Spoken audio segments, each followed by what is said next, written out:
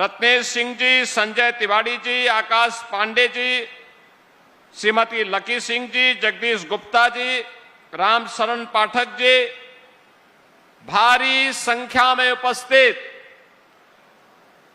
दरियाबाद और रामनगर के मेरे सभी उपस्थित बहन और भाइयों, रामनगर और बाराबंकी की इस पावन धरा को, जो हजारों वर्षों की विरासत को अपने साथ समेटे हुए है और उस विरासत के प्रतीक के रूप में लोधेश्वर महादेव का ये पावन मंदिर पारिजात का महाभारत कालीन अक्षय वट के रूप में पारिजात का वह वृक्ष,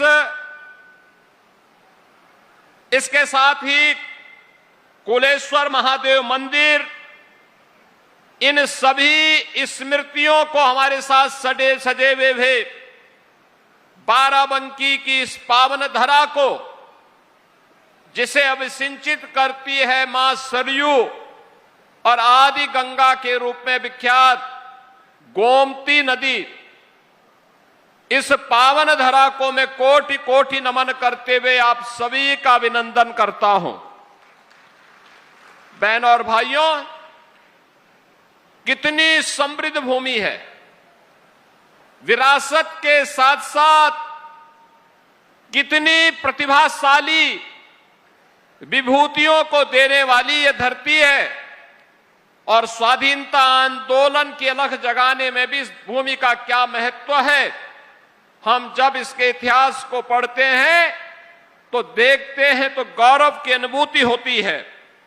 संत कवि बैजनाथ, संत कवि चतुर्भुज दास, संत कवि जगजीवन दास के साथ ही रविदत्त मिश्र, श्री शंकर दयाल अवस्थी, पंडित महेश दत्त शुक्ल, गुरु प्रसाद सिंह मुंगेश समेत तमाम ऐसे साहित्यिक विभूतियों को भी इस धरा ने भारत के साहित्य आकाश में उपलब्ध करवाया है। बहन और भाइयों, देश की आजादी के लिए, देश की स्वाधीनता के लिए अपने रणबांकुरों के साथ बलिदान हुए राजा बलभद्र सिंह चहलारी की ये पावन धरा हमें सदैव राष्ट्र भक्ति के लिए, अपनी भारत माता के प्रति समर्पण का भाव पैदा करती है।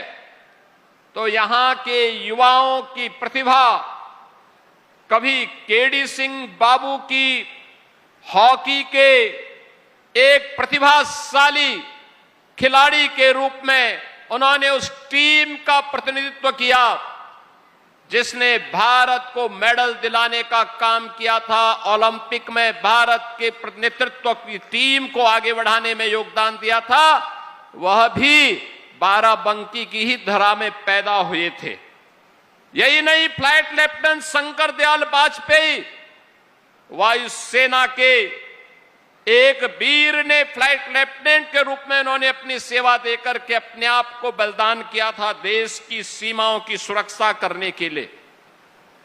आज मुझे ऐसी पावन धरा को नमन करने और यहां पर हमारे पदाधिकारी और जनप्रतिनिधियों के प्रयास से जो विकास की परियोजनाएं स्वीकृत हुई हैं, ऐसे लगभग 550 करोड़ रुपए की परियोजनाओं के लोकार्पण और शिलान्यास करने का सौभाग्य प्राप्त हो रहा है।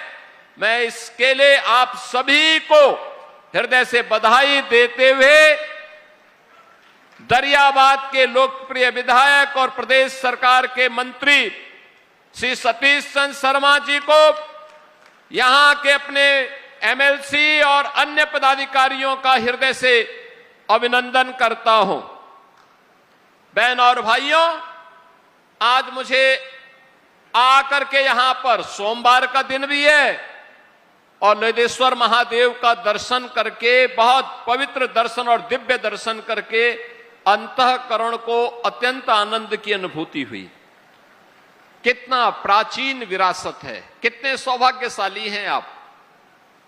इस जनपद में भगवान लोदेश्वर महादेव का आशीर्वाद प्राप्त होता है। अगल बगल के कई जनपदों के श्रद्धालु यहां आते हैं, लेकिन मंदिर जीर्ण शीर्ण स्थिति में, कोई पुरसा हाल नहीं। यह देश 1947 के पहले हम मान सकते थे गुलाम था, पराधीन था, लेकिन 1947 में देश की आजादी हुई थी। आजादी की वो लो बाराबंकी के लोदेश्वर महादेव के मंदिर तक भी पहुंचनी चाहिए थी, नहीं पहुंच पाई। आजादी के बाद वह लोग कब्रिस्तान की बाउंड्री वॉल के लिए तो प्राप्त हुआ, लेकिन लोदेश्वर महादेव के मंदिर को नहीं प्राप्त हुआ। हॉकी के लिए जिन्होंने भारत के राष्ट्रीय खेल हॉकी के लिए पूरा जीवन समर्पित किया, ऐसे केडी सिंह बाबू के हवेली के लिए नहीं वह पैसा उपलब्ध हो पाया था। पारिजात के महाभारत कालीन उस वृक्ष के संरक्षण के लिए नहीं हो पाया था। आज मुझे बताते हुए गौरव की अनुभूति हो रही है। बहनों और भाइयों, हमने भारत के विरासत के प्रतीक बाराबंकी की पहचान भगवान लोदेश्वर महादेव के इस पवित्र मंदिर के कॉरिडोर के लिए भी धनराशि स्वीकृत कर दी है। और आज मैंने देख करके अत्यंत आनंद की अनुभूति हुई, कितना भव्य कॉरिडोर बन रहा है काशी विश्वनाथ धाम की तर्ज पर। काशी विश्वनाथ धाम की तर्ज पर अब हमारे लोदेश्वर महादेव मंदिर का भी कॉरिडोर बनेगा, और आने वाला हर श्रद्धालु, चाहे वह बाराबंकी का हो, अयोध्या का हो, बहराइच का हो, गोंडा का हो, सीतापुर, लखीमपुर, लखनऊ, उन्नाव, हरदोई, रायबरेली, अमेठी, फतेहपुर और पूरा बुंदेलखंड क्षेत्र भी आता है। जो भी आएगा अभिभूत होकर के जाएगा और बदले में आशीर्वाद और धन्यवाद आपको देकर के जाएगा।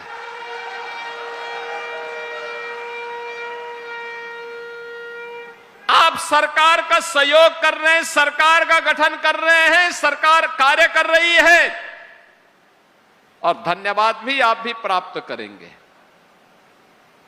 बहनों और भाइयों, यही काम तो हमारी सरकार ने किया है। अभी हम गोला गोकर्णनाथ में भी ऐसा ही भव्य कॉरिडोर का निर्माण कर रहे हैं, भव्य कॉरिडोर।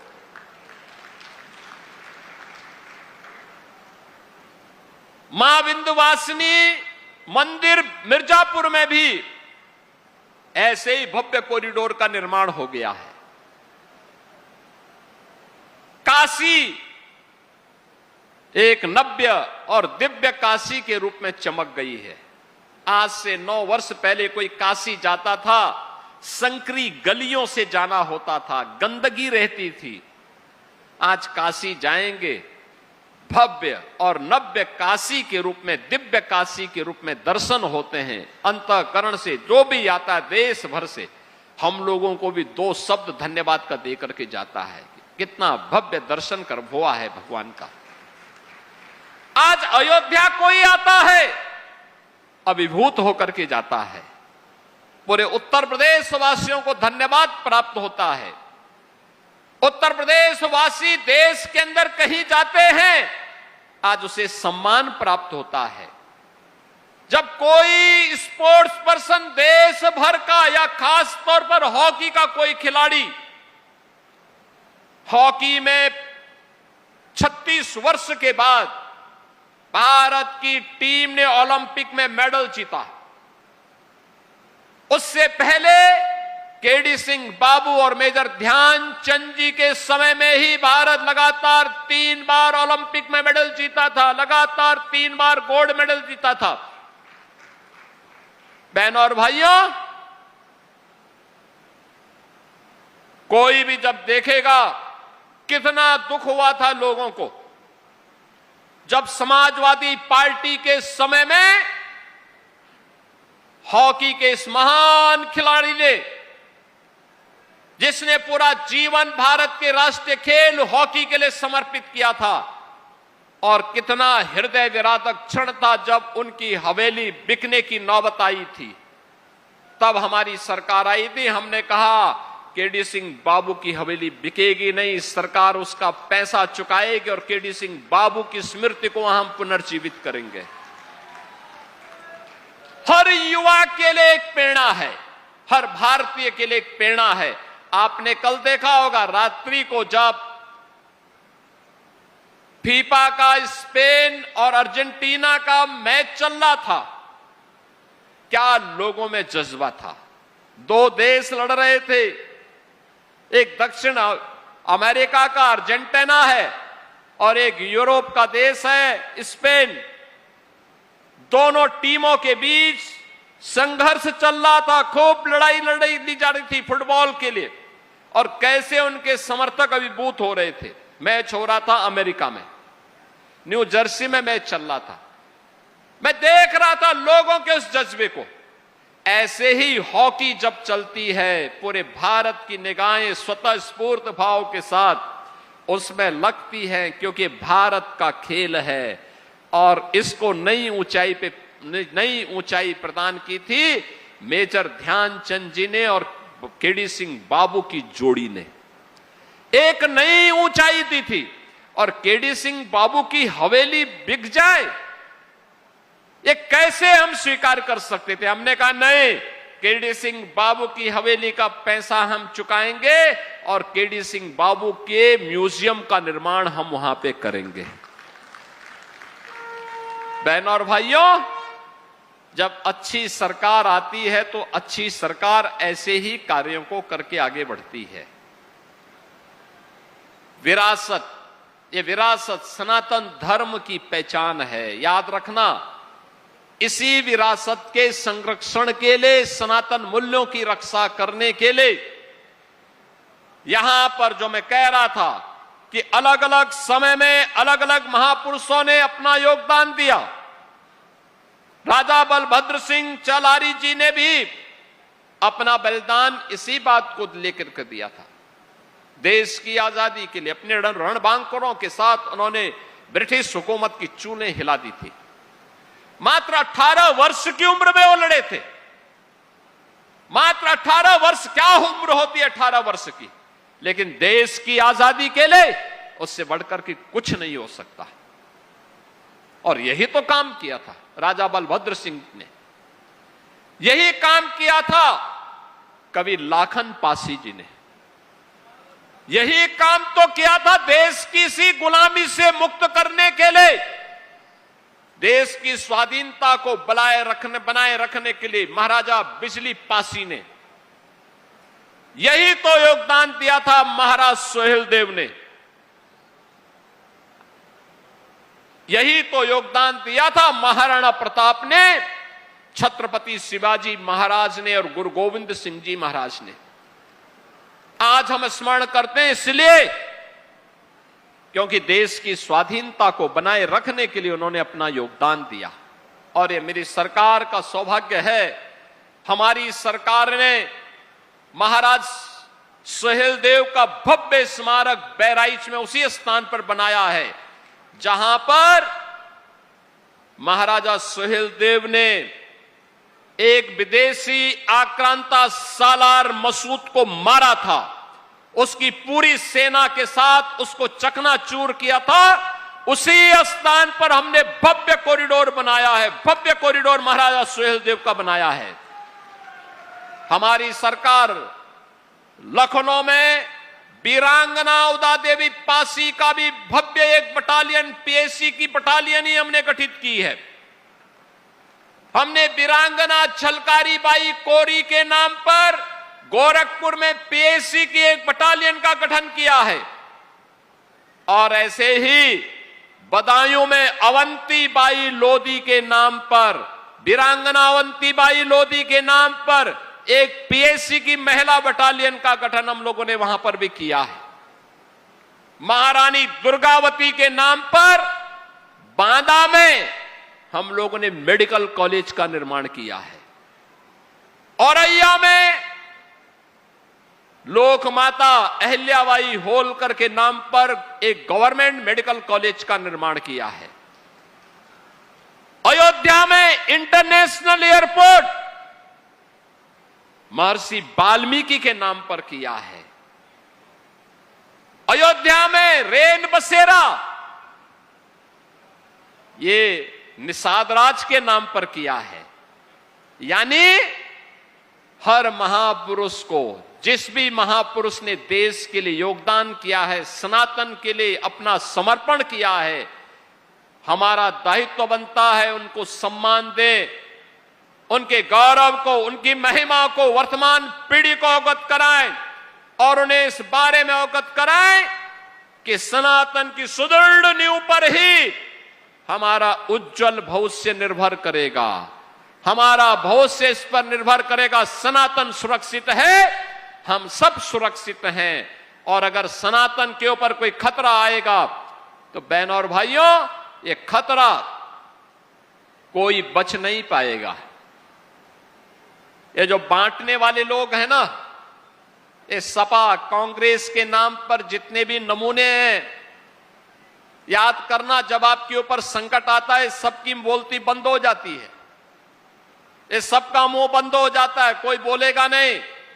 और यही कारण था, पैसा आपका, लेकिन वो पैसा खर्च होता था कब्रिस्तान की बाउंड्री वाल के नाम पर। महादेवा के लिए पैसा नहीं मिलता था, अयोध्या के लिए पैसा नहीं मिलता था। महाराज सोहेलदेव के नाम पर, महाराज बिजली पासी के नाम पर, महाराज लाखन पासी के नाम पर, वीरांगना उदा देवी पासी के नाम पर, वीरांगना अवंतीबाई लोधी के नाम पर, वीरांगना झलकारी बाई कोरी के नाम पर, लोक माता अहिल्याबाई होलकर के नाम पर, या काशी विश्वनाथ धाम के नाम पर, या गोला गोकर्ण के नाम पर कोई पैसा नहीं प्राप्त होता था, कोई पैसा नहीं मिलता था। इसको वे सांप्रदायिक कहते थे। कब्रिस्तान की बाउंड्री वाल बनाना उनके लिए यह धर्मनिरपेक्षता का एक मानक बन गया था। लेकिन कावड़ यात्रा पे रोक लगा देना, जन्माष्टमी के आयोजन को प्रतिबंधित कर देना, रामनवमी के शोभा यात्रा को रोक देना, दुर्गा पूजा के पंडालों को प्रतिबंधित करना, इसको वे धर्मनिरपेक्षता का मानक मानते थे, उसका स्टैंडर्ड मानते थे कि धर्मनिरपेक्ष वही है जो ये काम करेगा।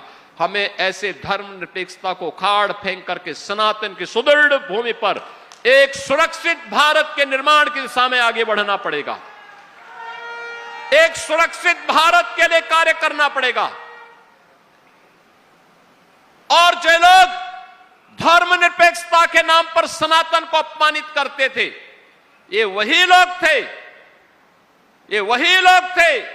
एक और आपको अपमानित करते थे, आपके पर्व और त्योहार के पहले उपद्रव करते थे, अराजकता फैलाते थे, और दूसरी तरफ अपने बुर्गों से अवैध वसूली करवाते थे। यानी उन्होंने कोई निवेश तो किया नहीं, क्योंकि अराजकता थी, कर्फ्यू था, दंगा था। तो वे लोग क्या करते थे, गांव-गांव में, शहर-शहर में उन्होंने कट्टा और बम बनाना शुरू करा दिया। उस कट्टे और बम से फिर व्यापारी लूटा जाता था, बेटी की इज्जत के साथ खिलवाड़ होता था। और आज कट्टा और बम नहीं, अब तो लखनऊ में ब्रह्मोस मिसाइल बन रही है। ब्रह्मोस मिसाइल एक बार जब दागा जाता है ना, तो पाकिस्तान से लेकर के उसके आका तक सबकी नींद उड़ जाती है और सब बाप बाप कह करके चिल्लाते हुए दिखाई देते हैं। यह है आज के भारत की ताकत। आज ब्रह्मोस मिसाइल बन रही है। आज डिफेंस मैन्युफैक्चरिंग कॉरिडोर का एक नया केंद्र यूपी बन गया है। अब बेटी भी सुरक्षित है और व्यापारी भी सुरक्षित है, तो बड़े बड़े निवेश आ रहे हैं और यूपी के नौजवानों को यूपी के अंदर ही काम भी मिल रहा है, नौकरी मिल रही है। सरकार का पहले के सिद्धांत स्पष्ट सिद्धांत है।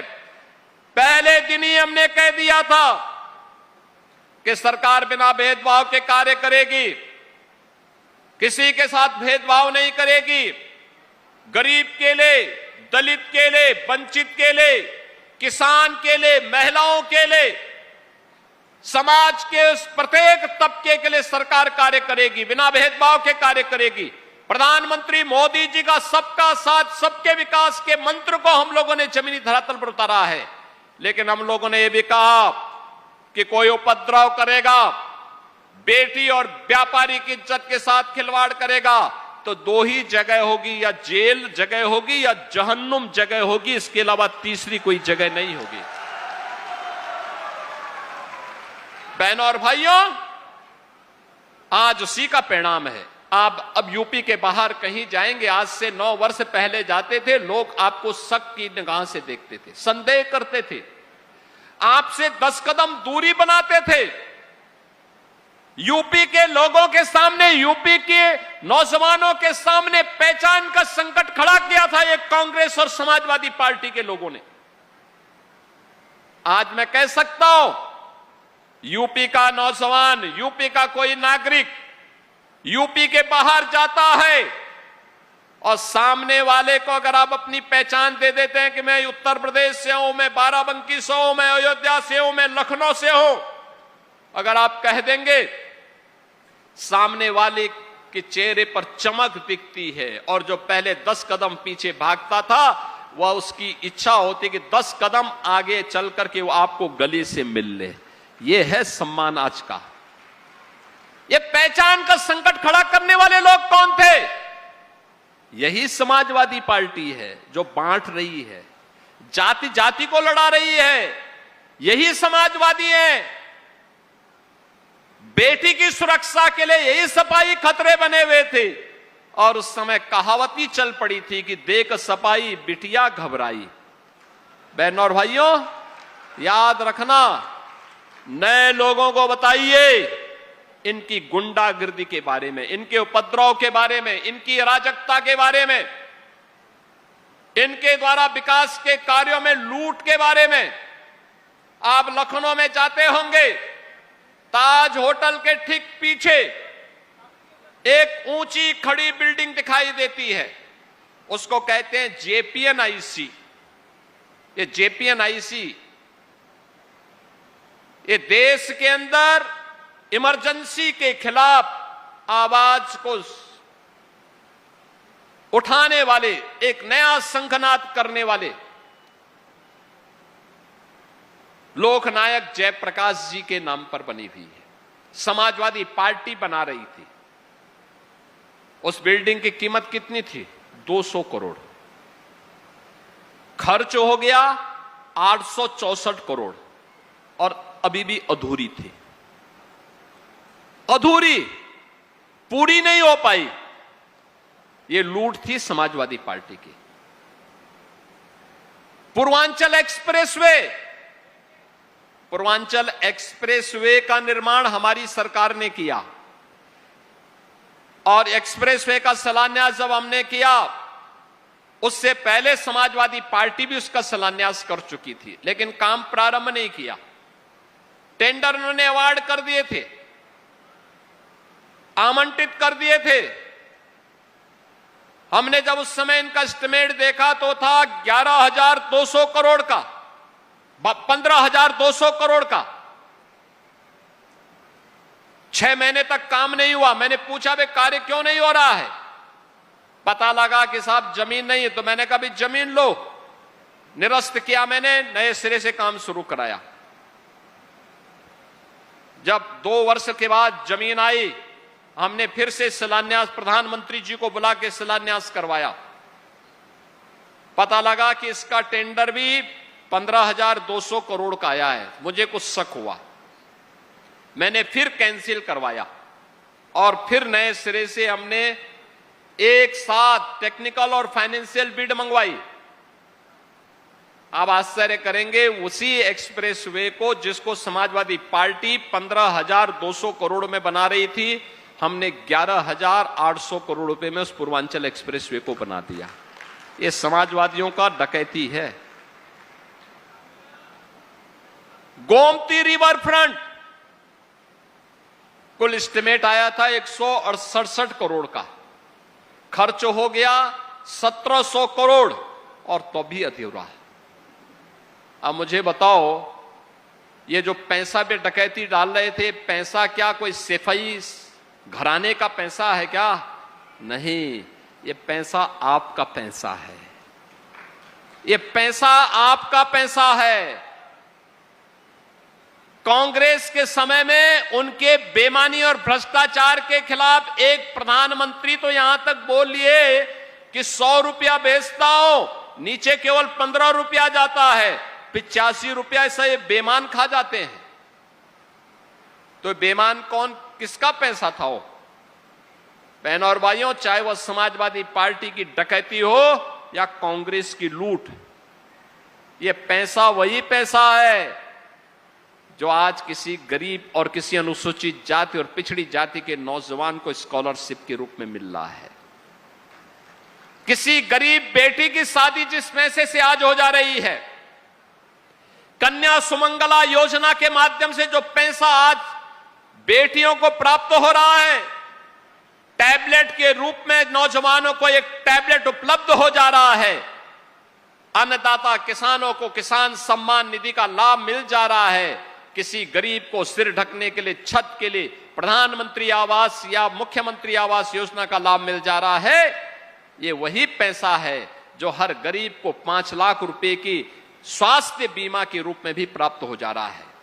और इसी पैसे पे तो ये डकैती डालते थे, जिसको डबल इंजन की सरकार ने प्रधानमंत्री मोदी जी के नेतृत्व में मजबूती से रोका और कहा नहीं, एक गरीब का पैसा, एक किसान का पैसा, एक महिला का पैसा, एक युवा का पैसा, एक दलित का पैसा, एक पिछड़े का पैसा उसको मिलना चाहिए, जरूरतमंद का पैसा उसको मिलना चाहिए। आज उसी पैसे को हम लोगों ने लूट से बचा करके आपके खाते में पहुंचाने का काम किया है। ये जो विकास हो रहा है, ये जो कॉरिडोर बन रहा है भगवान लोधेश्वर महादेव का, ये वही पैसा है जो पैसा पहले ये लोग कब्रिस्तान के नाम पर डाइवर्ट करते थे। हमने उसका मुंह केवल घुमा दिया। हमने कहा उधर नहीं, ये पैसा इधर आना चाहिए, ये पैसा इधर आना चाहिए। भगवान लोधेश्वर महादेव का कॉरिडोर बनेगा तो भगवान लोधेश्वर महादेव की कृपा से बाराबंकी विकास करेगा। युवाओं की नौकरी पे सफाई सिंडिकेट का कब्जा था, नीलामी होती थी नौकरी। आज तो मुझे अच्छा लगता है जब मैं लखनऊ में नियुक्ति पत्र वितरित करता हूं तो बाराबंकी का नौजवान में भी पुलिस में भी भर्ती होता है। Uttar Pradesh public service commission में एसडीएम भी बनता है, डिप्टी एसपी भी बनता है। केडी सिंह बाबू की विरासत को आगे बढ़ाने के लिए स्पोर्ट्स कोटे से भी नौकरी मिलती है। हर एक स्तर पर आज बाराबंकी आगे बढ़ रहा है।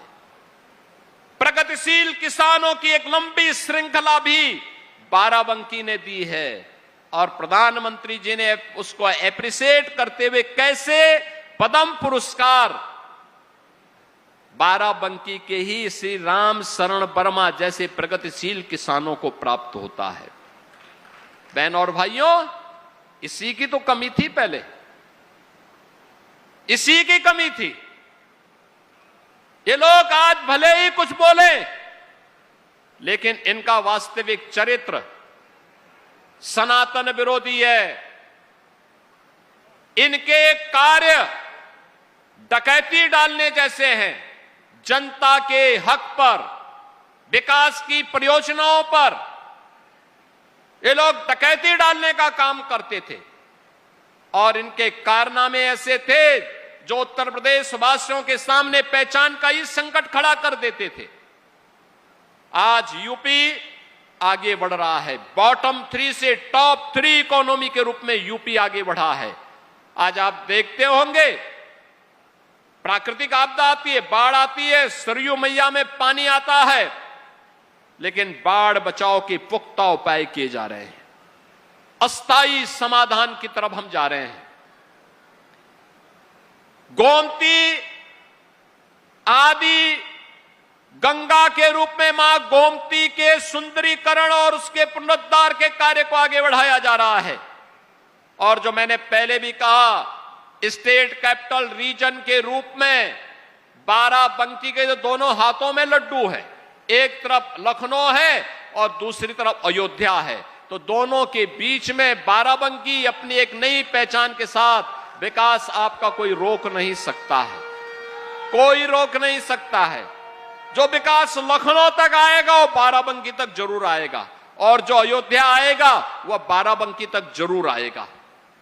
आप सबसे मेरी अपील है, याद रखना, ये कांग्रेस और ये समाजवादी पार्टी ये विरासत के विरोधी भी है और विकास के भी धुर विरोधी है।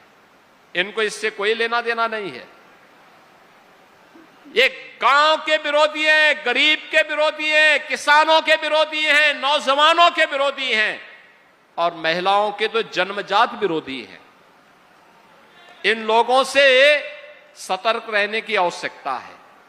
सतर्क रहेंगे तो हमेशा सुरक्षित रहेंगे, और नहीं तो आप देखते होंगे ना कि जैसे ही इनसे कोई सटेगा तो खतरा उतना ही बढ़ेगा। उनसे सावधान और सतर्क रह करके बाराबंकी के विकास की इस प्रक्रिया को, जैसे आज 550 करोड़ रुपए की एक नई सौगात के रूप में हम लोग, ये केवल 2 ही विधानसभा की बात कर रहा हूं मैं भी, इसमें कॉरिडोर वाला काम हमारा पहले से चल रहा है लगभग 100 करोड़ का। आज मैंने जिलाधिकारी बाराबंकी से भी कहा है कि जो सड़क लोधेश्वर महादेव के सामने से जा रहा है, थोड़ा इसको 4 लेन का कर देने की आवश्यकता, 2 लेन से थोड़ा 4 लेन हो जाए। जो गेट है इस गेट को और भव्य बनाने की आवश्यकता है।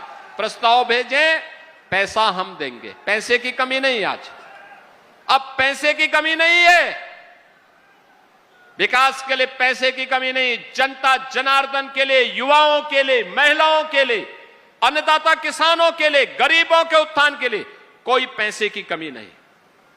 हर कार्य जनता को समर्पित है और उसी समर्पण भाव के साथ आज हम सब आए हैं आपके बीच में कहने के लिए। आपने यहां पर दरियाबाद से सतीश चंद्र शर्मा जी को चुनाव जिता करके भेजा, विकास तेजी के साथ कर रहे हैं, वे यहां तो कर ही रहे हैं लेकिन साथ साथ अन्य जनपदों में जाकर के कार्य भी कर रहे हैं। आपने देखा होगा पहले क्या होता था, एक समाजवादी पार्टी के समय में गरीब का राशन सब चट कर जाते थे। हम लोग आए तो मैंने उनको खाद्य मंत्री ही बनाया और खाद्य मंत्री के रूप में जब उन्होंने काम करना प्रारंभ किया, आज आप देखते होंगे हर गरीब का राशन गरीब तक पहुंच जाता है। और अगर कहीं कोई धांधली कर रहा है तो लखनऊ की स्क्रीन में हमें सामने आ जाता है कहां चोरी कर रहा है, हम तत्काल कार्रवाई कर देते हैं। तो समाजवादी पार्टी को डकैती डालने की छूट देने की बजाय ईमानदार लोगों को चुन करके भेजेंगे तो लाभ ही लाभ है, फायदा ही फायदा है, गरीब का भी लाभ है। अब गरीब में तो सभी लोग आ जाते हैं, दलित, वंचित, पिछड़े, हर गरीब आ जाता, महिला, सब निराश्रित सभी लोग आ जाते हैं। आप याद करिए पहले समाजवादी पार्टी और कांग्रेस के समय में पेंशन का पैसा, पेंशन गरीब को नहीं मिलता था या छात्रों को छात्रवृत्ति नहीं मिलती थी, और मिलती थी तो उसमें भी कट ली जाती थी, यानी उसमें भी घूसखोरी होती थी। आज तो हमने तय किया है कि 12,000 रुपए सालाना वृद्धजनों को, निराश्रित महिलाओं को, दिव्यांगजनों को पेंशन देंगे। हम लोग लखनऊ में बटन दबाते हैं, 1,06,00,000 से अधिक इन सभी परिवारों को 12,000 रुपए सालाना पेंशन उनके अकाउंट में चला जाता। कोई कट नहीं ले सकता, कोई घूसखोरी नहीं कर सकता। छात्र की छात्रवृत्ति उसके अकाउंट में जाती है, कोई बीच में घुसखोरी नहीं कर सकता है। तो अच्छे लोगों को चुनेंगे तो फायदे में रहेंगे। रामनगर में भी अगर बीजेपी का कमल खिला होता तो रामनगर भी विकास की बुलंदियों को छू रहा होता। लेकिन यहां के लोगों को फुर्सत ही नहीं, उन लोगों को जिनको चुन करके भेजा आप लोगों ने 22 में या 24 में, उनको तो फुर्सत ही नहीं होती है, फुर्सत ही नहीं है विकास के बारे में चर्चा करने के लिए। एक भी बार विकास की किसी योजना का प्रस्ताव उन्होंने नहीं दिया, एक भी प्रस्ताव नहीं दिया, क्योंकि फुर्सत नहीं है। विकास उनके एजेंडे में नहीं है। विकास उनके एजेंडे में होता तो रामनगर पिछड़ता नहीं, ये भी तेजी के साथ आगे बढ़ता। बाराबंकी में ढेर सारे कार्यक्रम हो सकते थे, लेकिन जिनको 24 में आपने जिता करके भेजा उनको फुर्सत ही नहीं है कि इसके बारे में सोच सके। और इसलिए बहनों और भाइयों, अच्छे लोगों को चुनेंगे तो वर्तमान तो ठीक करेंगे ही करेंगे, उज्जवल भविष्य की आधारशिला को भी वे सुदृढ़ करेंगे। और यह केवल और केवल भारतीय जनता पार्टी का कमल ही करा सकता है। मुझे बहुत अच्छा लगा आज भगवान लोदेश्वर महादेव की पूजा करते समय, वहां पर भगवान लोदेश्वर महादेव को मुझे बहुत सुंदर कमल चढ़ाने का अवसर प्राप्त हुआ। यानी इसका मतलब कमल के फूल को भगवान लोदेश्वर महादेव का आशीर्वाद प्राप्त हो गया। आप सब इन लोगों को आशीर्वाद दीजिए, मजबूती के साथ आगे बढ़िए। आपको मैं आश्वस्त करने के लिए आया हूं कि बहनों और भाइयों, विकास के नाम पर कोई आपको छल नहीं सकता है। और विकास की जो योजना बाराबंकी की आएगी उसको हम आगे बढ़ाने का कार्य करेंगे। आपको इन सभी 550 करोड़ रुपए की परियोजनाओं के लिए मैं हृदय से बधाई देता हूं, अपनी शुभकामनाएं देते हुए अपनी वाणी को विराम देता हूं। धन्यवाद। जय हिंद, जय जय श्री राम। बहुत